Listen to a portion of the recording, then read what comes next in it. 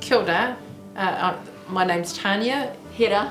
Grace. And we work a lot with Nancy, and so she can't be here this evening, so here we are. We're going to tell you a little bit about our mate. So it'd be like she's here the whole time. Aye.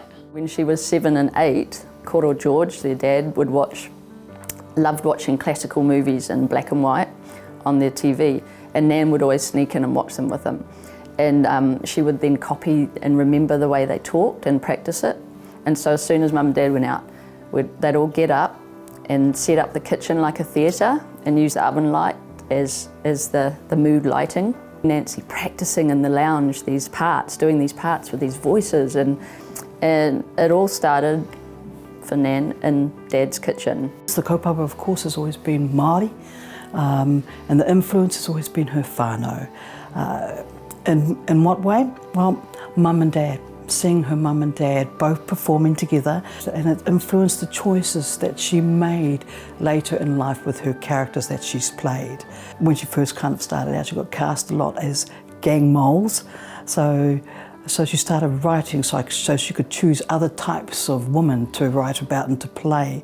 Plays like Ngā Tangata Tohu and Waiora, they made her think about how politics influenced Māori post-war. She also had other influences. African-American politics influenced her with Michael Jackson, music, Prince, Bob Marley. And then in the mid-80s it was Grace Jones. She loved Grace Jones.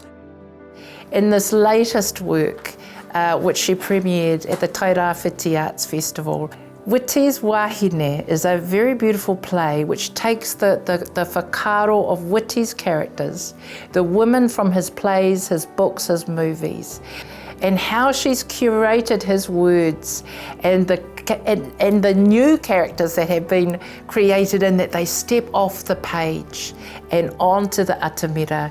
And she had the four most wonderful women carrying those stories, all with the kaha and the strength and the love of the kupu and the whakaaro.